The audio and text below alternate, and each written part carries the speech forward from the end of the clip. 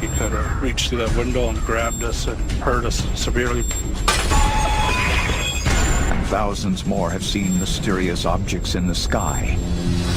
I was actually terrified. I started looking around, praying that somebody else was standing there. For the first time, strange encounters are analyzed by a top expert using cutting-edge lie detection science. There's a lot of elements that go into telling whether someone's actually lying or not. Are these accounts true? Do you believe in monsters and mysteries?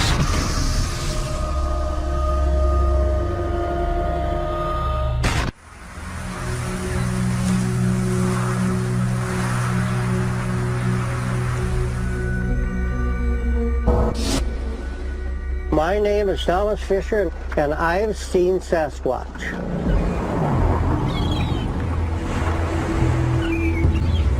I live in Ketchikan, Alaska, and I fish salmon for a living. I could actually paint my windows black and run on the radar.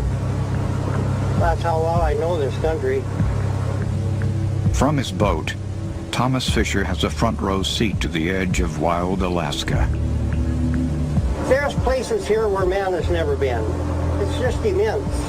I don't know, I think there's probably lots of things out there in the brush we don't know about.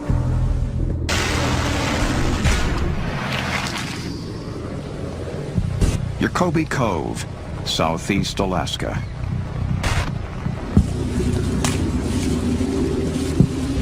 Thomas Fisher anchors his boat. He is done for the day. I had a deckhand, his name was Oliver, a young guy, and we anchored up for the evening.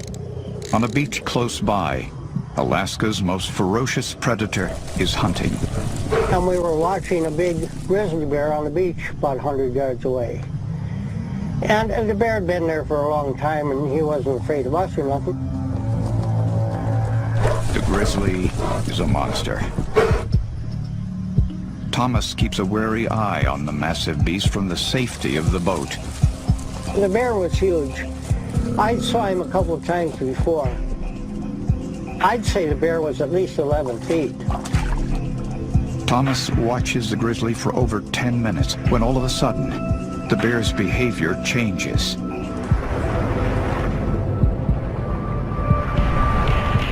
The bear freezes, seeming to sense danger. And then, one of the world's most feared predators does something rarely seen.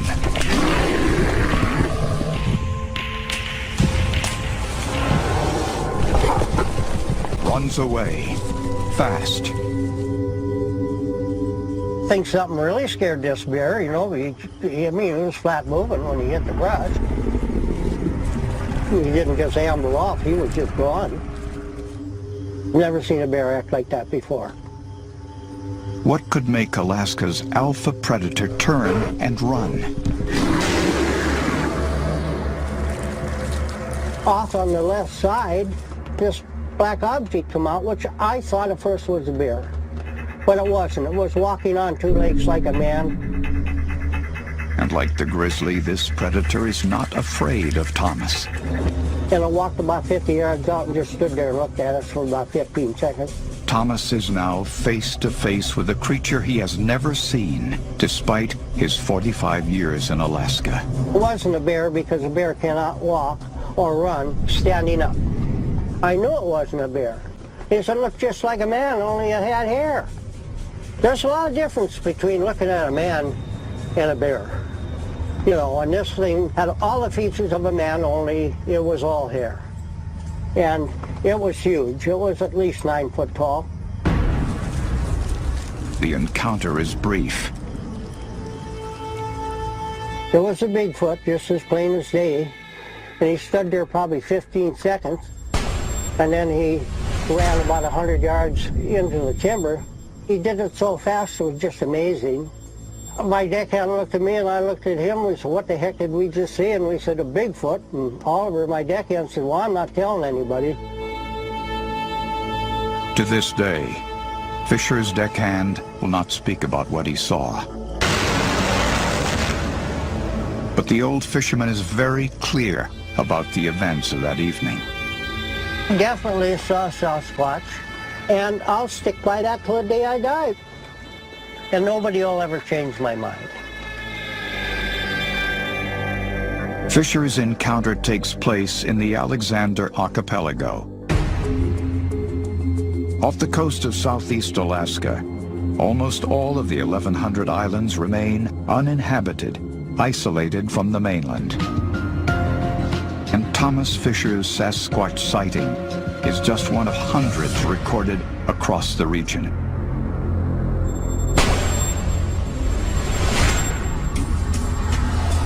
I've spoken with well over 100 people in this part of southeast Alaska, alleged seeing a large man-like hair-covered creature.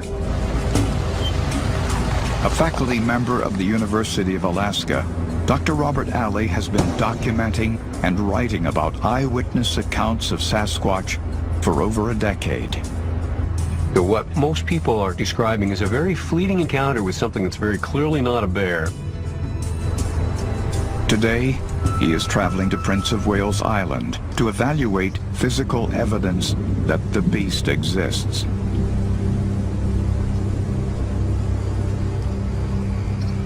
I'm taking a hiking expedition up Klawock Mountain with Tlingit elder Al Jackson. Al Jackson has lived on Prince of Wales Island his entire life. For as long as he can remember, there have been accounts of massive creatures living here. Friends of mine told me when they're hunting, he was about 15 years old and he hunted with an elder. And the old man told him, if you're ever hunting up on Klawock Mountain, you have to watch out for those big black gorillas that live up there.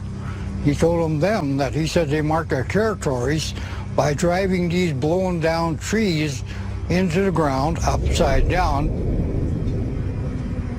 In a clearing, two cedars weighing nearly 1,000 pounds stand inverted. Each cedar is driven 7 to 8 feet into the ground with roots facing skyward. The valley that we're looking at was logged in the early 90s. The trees were reported inverted back in the 1940s. Alley looks for evidence of heavy logging machinery. The 11-foot cedar has nothing other than very minimal marks on it. Even a grapple would have left some serious marks in order to place it in a completely vertical position. There's no evidence the trees are a hoax. The local legend is clear what they believe is responsible.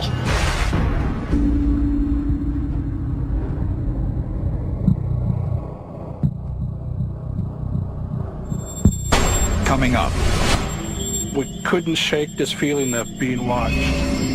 an island hunter believes he's being hunted. And a top lie detection expert determines whether Thomas Fisher is telling the truth.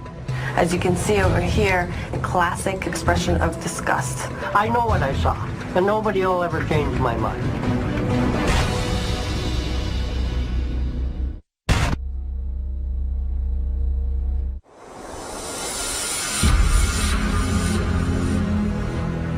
Alaska, the land of the great unknown.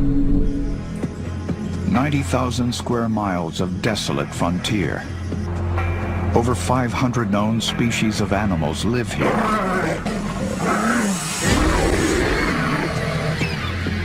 And Thomas Fisher is convinced that a large unknown predator, fierce enough to scare a man-eating grizzly, is on the loose. The bear was huge. All of a sudden, something spooked him.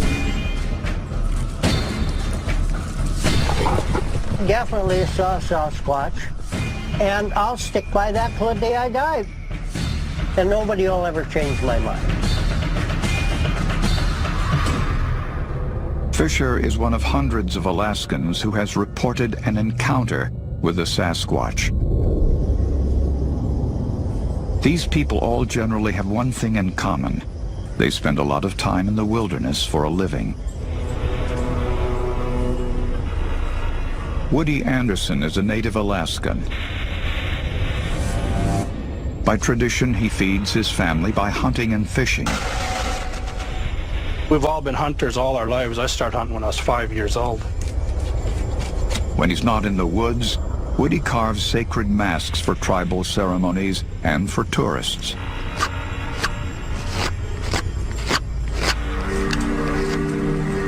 But only one thing puts the food on his family's table. I don't make a lot of money with my carving and stuff, so every day we eat salmon or deer meat. That's the food we feed our families with. That we end up spending a lot of time out in the wilderness. He hunts nearby Prince of Wales Island. 100,000 acres of dense rainforest. The island of Prince of Wales is important to me because I've been hunting there all my life with my family, so I know the country. I've been up to the mountaintops and down in the valleys. With the Alaska winter closing in, Woody takes his last hunting trip of the year to the island.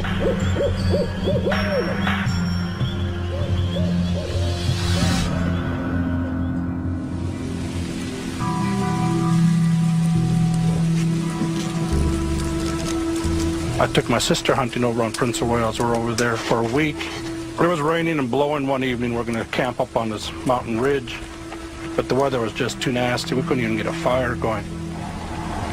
So we drove down to Eagle's Nest. It was already closed for the winter. There was no one there. We pulled into this campsite. We drove in by the bridge, parked there, and tilted the seats back and tried to sleep the best we could. Woody settles for the night, but senses that something isn't right. We couldn't shake this feeling of being watched. The rain stops. Woody's sixth sense as a hunter is alert. Just really quiet, too quiet. No animal life, no bird activity.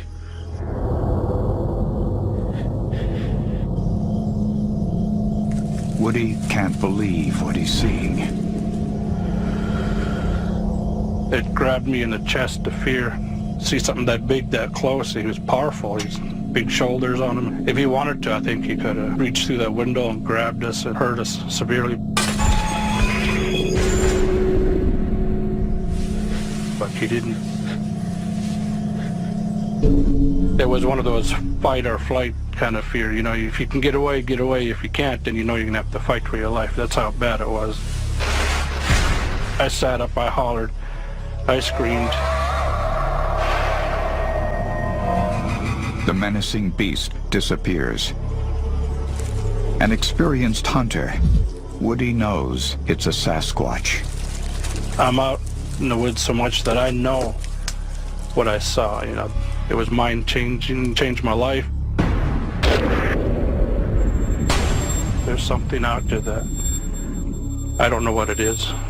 It's not human, it's not an ape.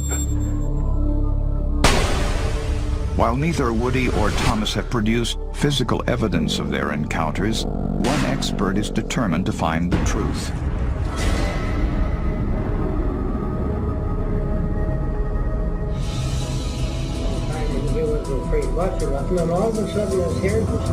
Maggie Pazian is a leading lie detection expert in micro-expression analysis.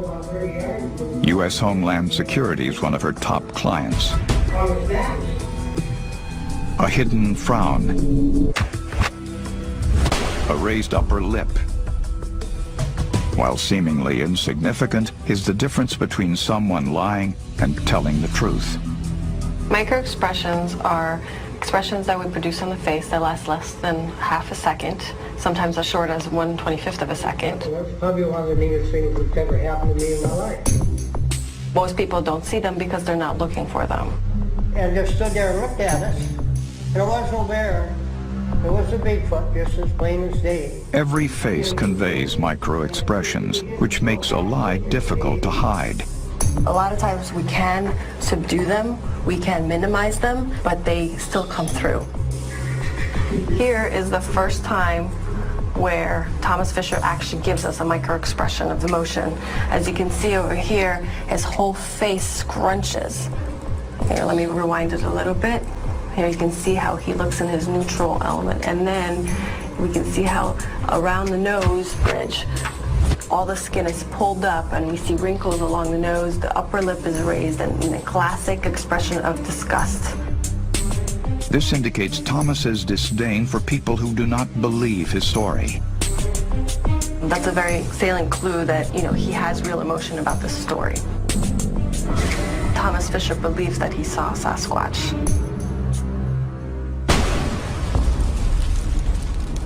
When I watch these interviews, I look for expressions produced by the subject that are contradictory to what they are saying.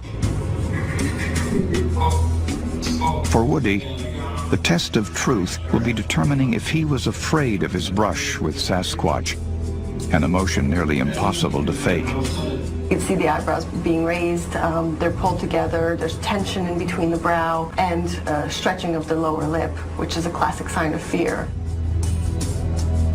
These subjects saw something.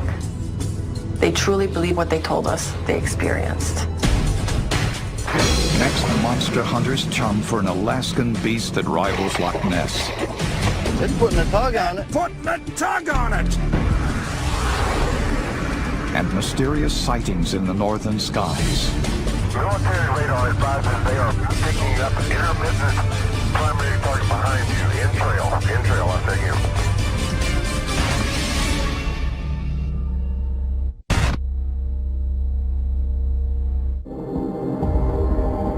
Alaska is home to more than 1 million lakes.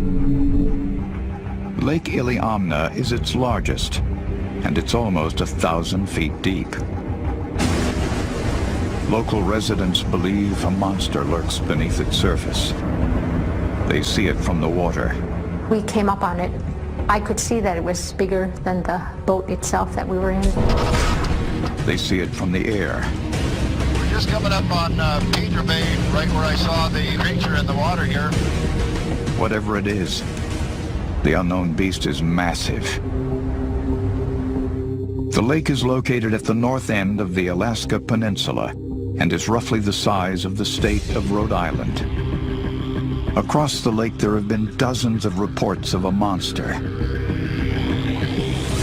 Witnesses describe a creature almost twice the size of a great white shark. Dull aluminum in color with rough bark-like scales.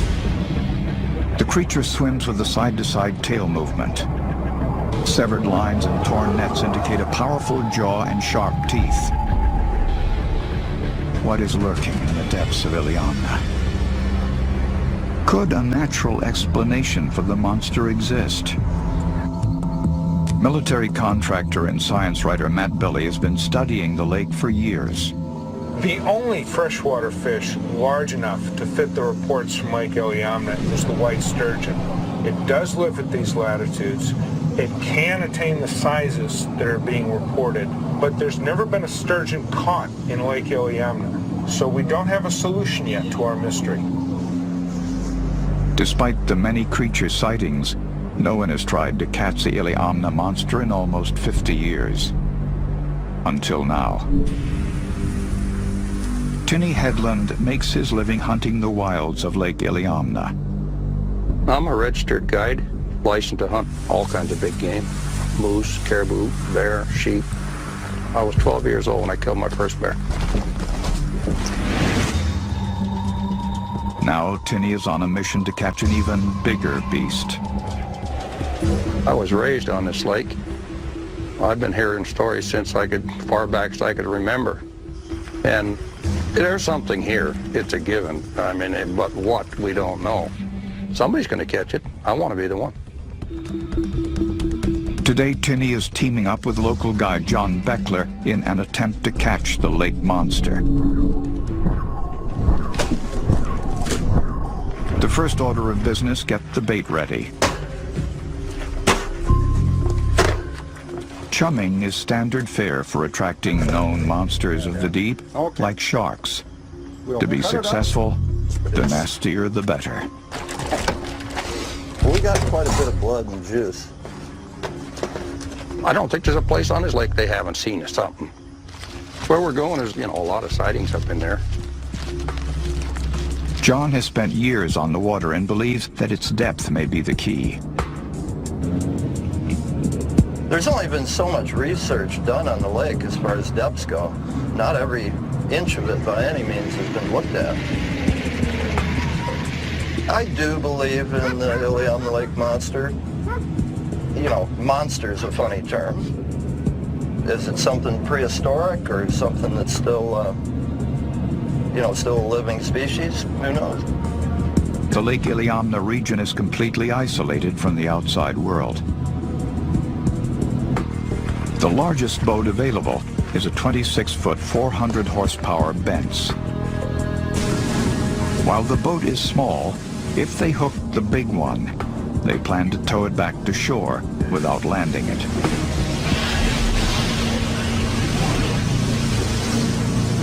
They're hoping to find a spot with a combination of water depth and a little protection from the wind and waves. Might motor up here into this bay a little farther and see if I can find a little deeper spot.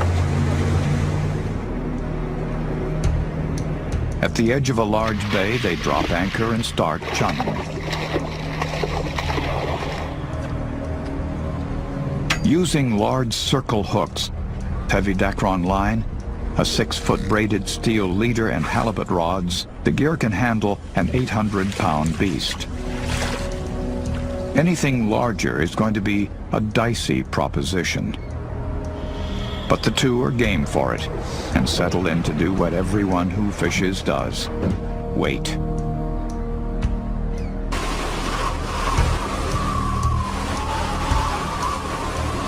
John, I got something.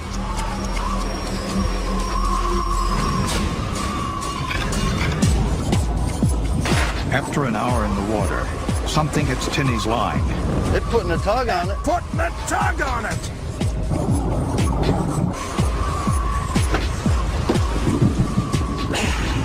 Tinny fights the beast for several minutes and then John takes over. Ay, ay, ay! Something's moving. What we got? The pole is back in Tinny's hands as the beast heads for the stern. We're coming up with it, whatever it is. It's heading that way now. Dad, gum, that thing's heavy. Yeah. And then as fast as it hits, it's gone. Hey, it got lighter. This thing, did it? You got I'm hooked into... Oh! And it got tangled up in our other line. We lost it then. That is the biggest thing I have ever had on a pole. Oh my God. Oh, man, that thing was heavy. That was heavy. I've reeled up some 200-pound halibut before. Yeah, I just come from halibut fishing, and I never had anything that heavy. No. It was trying to take the rod away from me. The two work fast to get bait back in the water. Behind it too. But the skies are now darkening. It's getting ugly. It's getting ugly. It can be ugly. We wanted to fish longer, after we lost that fish. But the weather on the lake, it can get so bad that you can't travel in a boat the size we were in. And it was coming. The lake is a man-eater. Tinny and John aren't taking any chances. On the average, probably 2 people a year die out on this water from, staying too late and boats capsizing. It's not a forgiving lake. You've got to respect it. It's a big water. Although this may be the one that got away, the two aren't giving up. We're saving up chum right as we speak to go back and do it again. Chum it up good and give it another try.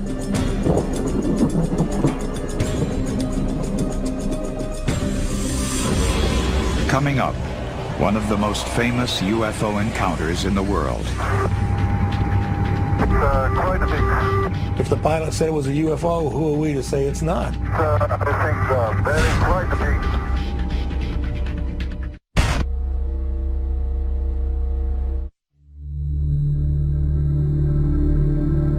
Alaska winters are long and harsh. darkness dominates up to 20 hours a day.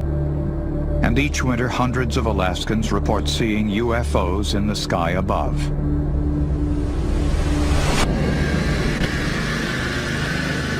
In the U.S., Alaska is one of the UFO hotspots.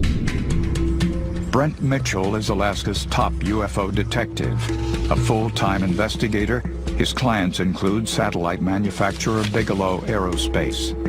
For the first time, a major corporation is sponsoring UFO research throughout the United States.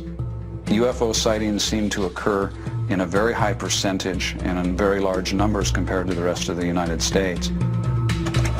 Brent lives outside of Fairbanks, where he catalogs hundreds of sightings every year. People who live here are instinctively looking at the stars because it's absolutely gorgeous. You have the aurora, you have meteor showers, so people are used to looking up. The most spectacular natural sight in the Alaska sky is the aurora borealis. The shimmering sheet occurs when hot ionized gases from space collide with Earth's magnetic field. Are the number of UFO sightings being driven skyward by nature's own alien lights? On occasion, the aurora sometimes brings out sighting reports from people who are not used to what they see. They try and interpret what they see in the aurora as something unearthly. Those are people who truly want to believe that they've seen something. But the most well-known close encounter involved a flight captain with 30 years' experience interpreting the sky. One of the most famous UFO cases anywhere in the world took place in Alaska. It begins as a routine cargo flight on November 17, 1986. A Japanese plane loaded with wine leaves Paris on the long haul back to Tokyo. But over Alaska, JAL Flight 1628 becomes anything but routine. This is the first time they've ever had radar data for more than a few seconds on a UFO. John Callahan was the FAA division head in charge of evaluations and investigations at the time of the JAL flight. You have an airplane or a structure or a craft that's sitting outside that 747's window, and it never entered my mind that it might really be a UFO until I saw the radar.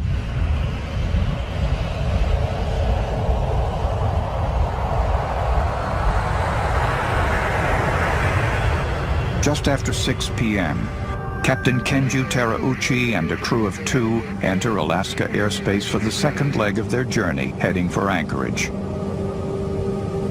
At the helm, Captain Terauchi has nearly 30 years in the cockpit.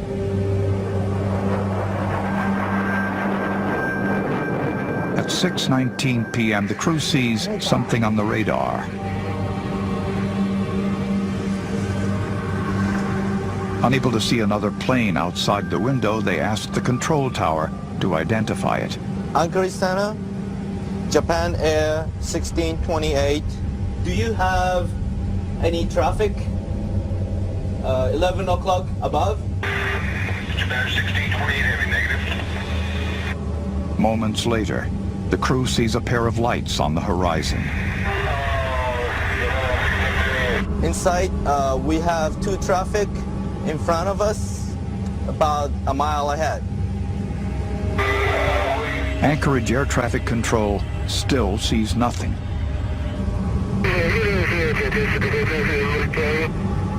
Over the next 30 minutes of that flight, a variety of incidents and things occurred that made this flight the mystery flight of UFOs.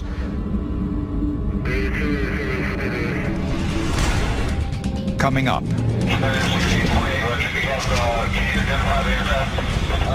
We're not sure, but we have the traffic in sight now. It's a huge ship out here. It's no longer an airplane. It's some kind of a huge thing out here that's 4 times as big as an aircraft carrier.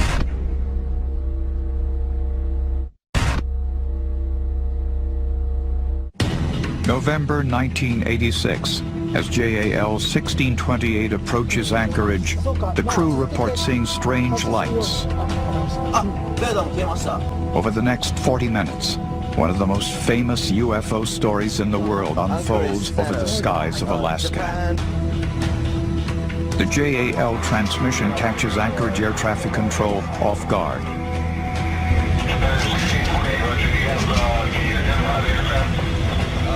We're not sure, but we have the traffic in sight now. And when a controller hears these words, it's like death approaching him, because it means that somehow he screwed up. He missed something. Something's wrong somewhere. Anchorage Air Traffic Control now asks Flight 1628 to maintain visual contact with the unknown craft.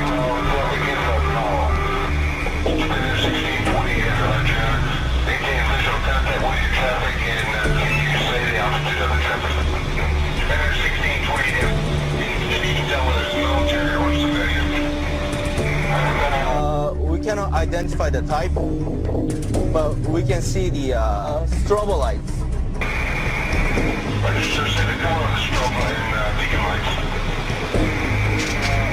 The color is white and yellow, I think.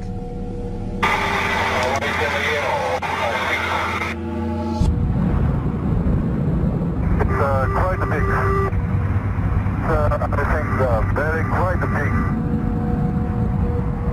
The captain is now seeing a massive, unidentified flying object.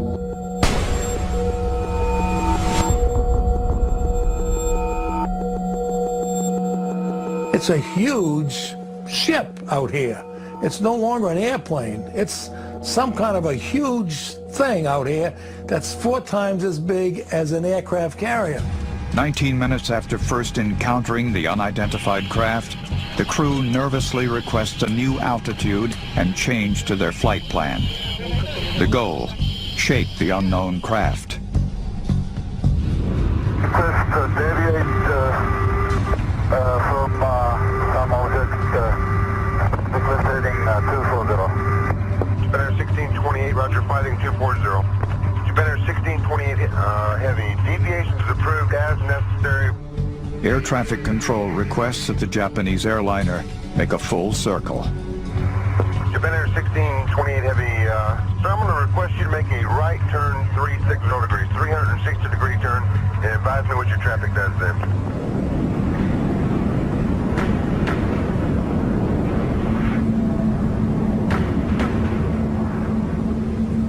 Better 1628 heavy, sir, does your traffic appear to be staying with you?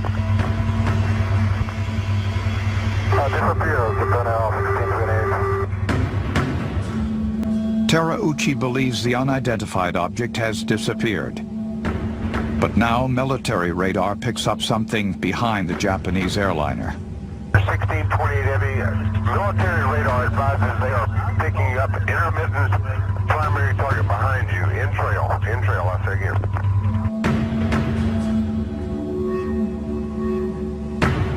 So you have radar confirmation of the object, you have professional aviators reporting the object, and military radar spotted them behind and to the left of JAL flight.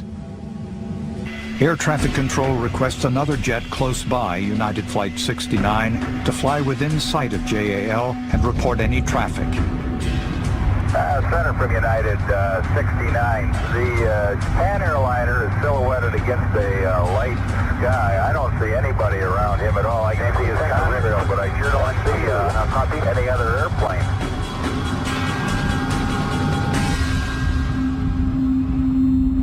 But United Flight 69 is too late. The craft has vanished. JAL 1628 continues on to its scheduled stop in Anchorage. Safe on the ground, Captain Terauchi's story makes it to the press. Within weeks, JAL is international news. This sighting was made by an airline pilot with 29 years of experience. The Federal Aviation Administration in this country began an investigation, and it ended today. The FAA report concludes that the pilot's story cannot be confirmed. They determine that the second radar image is actually an echo of the cargo plane. But former FAA Department head John Callahan believes the official reports are wrong. Callahan's division investigated the radar and cockpit recording from the JAL flight. Well, a blind man could see that there was another aircraft or craft of some type there because it shows up on radar. It had to be some type of a craft. Callahan asserts the pilot's eyewitness account is independently confirmed by radar. Everybody had that target on the radar somewhere along the line. If the pilot said it was a UFO, who are we to say it's not? To this day, the flight captain maintains that he saw a UFO in the skies of Alaska. Coming up, a UFO encounter over Fairbanks. I looked up at it and I was just standing there and I was actually terrified. And a leading lie detection expert goes looking for the truth. The key elements in the face that we see are the eyes.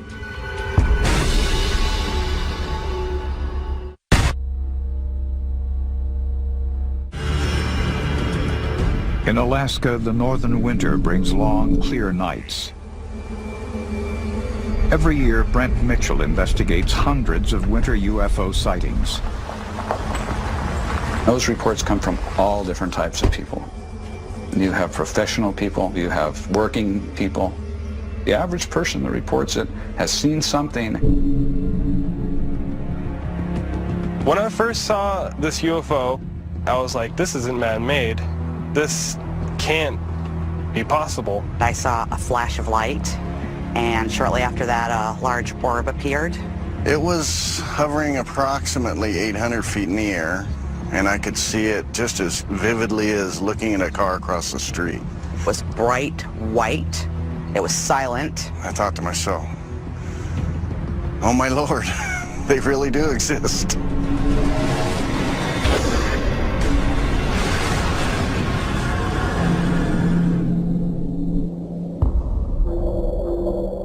My name is William Smith, and I seen something I can't explain. I don't know what it was.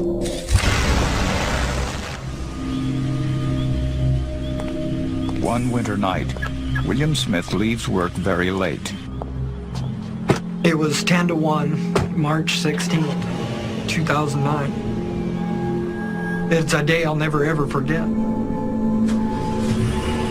I got off work, it was almost 1 o'clock in the morning, and I was pulling out onto the highway, and I seen this bright blue light coming from the left side. At first I thought it was a truck, because everybody around's got big, bright blue lights on their truck. I thought, oh my God, I just pulled out in front of somebody. Then I realized that the light wasn't coming from the road, that it was coming from above me. And then I was really scared. The light was literally shining down through the windows and onto the road and pretty much everywhere. The UFO is now hovering over William. I got out of the car, I looked up at it, and I was just standing there. I was actually terrified.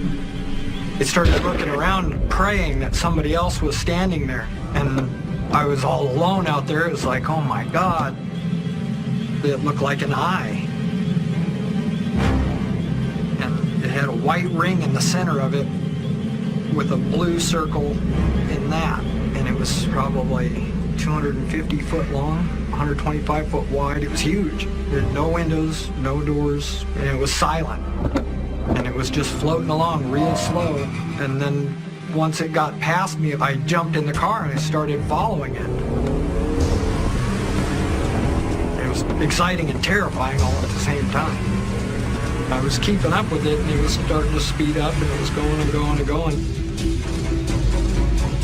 I got up to about 90, and then it was just gone. It took off.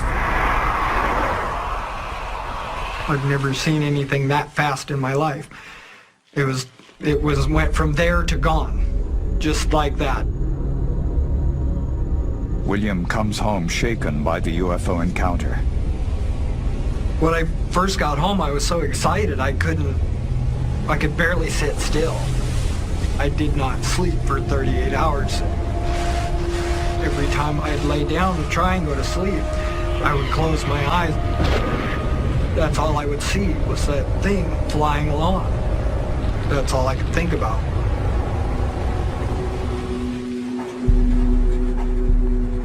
I know I will never ever forget what I seen that night. I will never forget it.